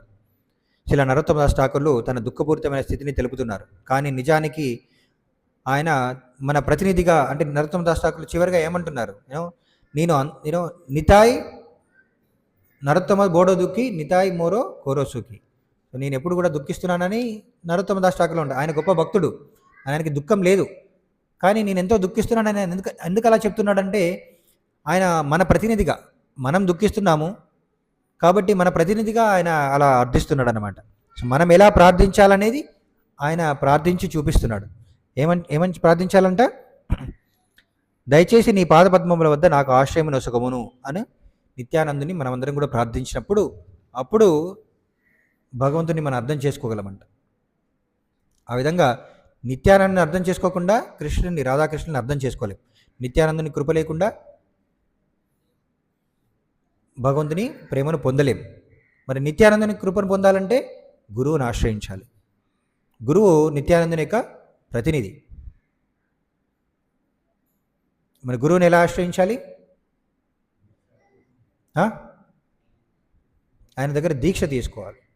గురువు దగ్గర దీక్ష తీసుకొని ఆయన విధించిన విధి నియమాలు పాటిస్తూ ఉన్నప్పుడు అప్పుడు నిత్యానందుని యొక్క కృప మనపైన లభిస్తుంది. సో మరి నిత్యానందుడే బలరాముడు, చైతన్య మహాప్రభు శ్రీకృష్ణుడు అన్నమాట. సో ఆ విధంగా వాళ్ళ యొక్క కృప మనపైన లభించాలంటే మనం హరినామాన్ని జపించాలి, భగవంతునికి అర్పించిన ప్రసాదాన్ని స్వీకరించాలి. నెమ్మదిగా గురువు విధించిన నియమాలను పాటిస్తూ ఆయన దగ్గర దీక్ష తీసుకోవడానికి ప్రయత్నించాలి. సో అందరూ సిద్ధమేనా? ఎవరైతే ఈ ఉద్యమంలో ఈ విధమైన నియమాలను పాటిస్తూ, అంటే ఈ హరినామాన్ని జపిస్తూ ప్రసాదాన్ని స్వీకరిస్తూ గురువు యొక్క దీక్షని స్వీకరిస్తారో వాళ్ళపైన నిత్యానందుని యొక్క కృప ఖచ్చితంగా ఉంటుంది. సో వాళ్ళు మాత్రమే కృష్ణుని అర్థం చేసుకోగలరు అన్నమాట. సో అంతవరకు మనం కృష్ణుని అర్థం చేసుకున్నాం అనుకున్నా సరే పూర్తిగా కృష్ణుని అర్థం చేసుకోలేం. సో కాబట్టి ప్రతి ఒక్కరు కూడా హరినామాన్ని జపించండి, భగవంతుని ప్రసాదాన్ని మాత్రమే స్వీకరించండి. ఆ విధంగా నిత్యానందుని యొక్క ఆశ్రయాన్ని పొందండి. శ్రీ నిత్యానంద ప్రభుకి జై. శ్రీ నిత్యానంద త్రయోదశి మహోత్సవానికి జై. శ్రీకృష్ణ చైతన్య మహాప్రభుకి జై. శిల ప్రభుపాదికి జై. సో మీకు చాలాసార్లు ఇలా మీరు విని ఉండొచ్చు, కానీ ఎప్పుడైతే మీరు ఈ హరినామాన్ని జపిస్తూ ప్రసాదాన్ని స్వీకరించడం మొదలు పెడతారో సో అప్పుడు నిత్యానంద యొక్క కృపను స్వయంగా అనుభూతి చెందడం మొదలు పెడతారనమాట. హరే కృష్ణ. ఇప్పుడు హారతి ఉంటుంది, తర్వాత ప్రసాద వితరణ.